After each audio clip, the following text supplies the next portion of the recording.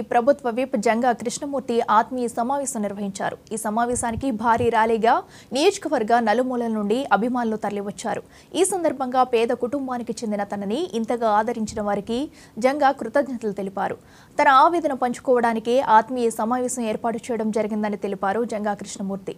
1999 శాసనసభ్యుడిగా ఉన్న రోజు నుండి నియోజకవర్గంలో ప్రజలకు అండగా ఉండి బడుగు బలహీన వర్గాలకు సేవ చేశాకనికే ఇంతగా ఎదిగానన్నారు. 1998లో పార్లమెంట్ ఎన్నికల్లో రోసయ్య సమక్షంలో కాంగ్రెస్ లో చేరడం జరిగిందని చెప్పారు.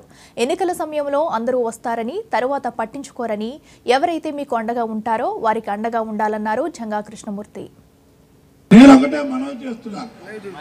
పల్నాడు ప్రాంతంలో ఉన్నటువంటి అనేక మంది పెద్దలు ఈ రోజున ఒక బీసీ వర్గానికి ఒక కులాంశం పెట్టినప్పుడు కూడా అన్ని వర్గాలకు సంబంధించిన ప్రజలను ఆశ్రయించారు.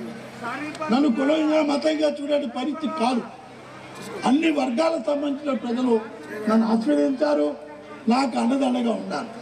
కానీ ప్రధానంగా ఎస్సీ, ఎస్టీ, బీసీ, మైనార్టీ వర్గాలకు చెందిన ప్రజలకి అండదండగా ఉంటారు.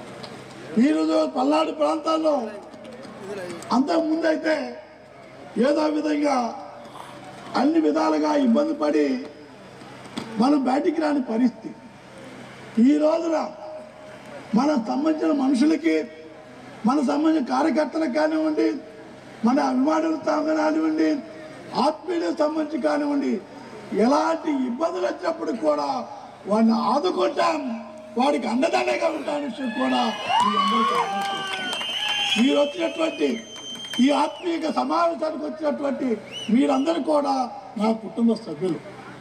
మీరందరూ కూడా నన్ను కుటుంబ సభ్యులుగా చూస్తున్నారు. మీకు వచ్చే ఇబ్బందుల్లో, మీకు వచ్చేటువంటి అన్ని విధాలుగా కష్ట నష్టాల్లో అన్నింటిలో పాల్గొంటారు చెప్తూ ఎవరు కూడా భయపడాల్సిన అవసరం లేదు. ప్రధానంగా ఎస్సీ, ఎస్టీ, బీసీ, మైనార్టీ వర్గాలు ఎవరు కూడా భయపడాల్సిన అవసరం లేదు.